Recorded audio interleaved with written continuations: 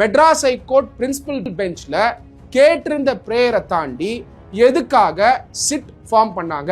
Also the high court made adverse remarks against TVK and Vijay without hearing them. அவர் என்ன சொன்னார்னா, chief justice can authorise a special bench to hear the matter. But it has not happened in this case. Vijay அவர்கள் அங்கிருந்து அவுரா போல விஜய் அவர்கள் police department சொல்றாங்க, நீங்க அங்க இருக்க கூடாது, அங்க சிச்சுவேஷன் அக்ரவேட் ஆயிடும்னு. To have an SIT with the officers only of the state, we have a problem.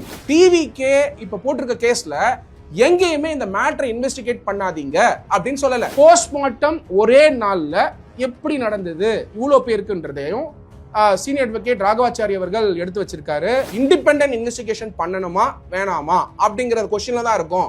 அதை பத்தி இங்க சொல்லாதீங்க அப்படின்னு. அப்போ கூட்ட நெரிசல் அதிகமா வரப்போறாங்க அப்படிங்கிறது கண்டிப்பா ஸ்டேட் கிட்ட இன்ஃபர்மேஷனுக்கு வாய்ப்பு உண்டு. ரூமர்ஸை பார்த்து தயவு செஞ்சு கிளிக் பைட்ஸையும் ஃபிளாஷ் கார்ட்ஸையும் எங்கேயும் அனுப்பாதீங்க. தவறா புரிஞ்சுக்க கூடாது. ஏன் SOPs ஃபைனலைஸ் பண்ணதுக்கு முன்னாடியே விஜய் அவர்களுக்கு பர்மிஷன் கொடுத்தீங்க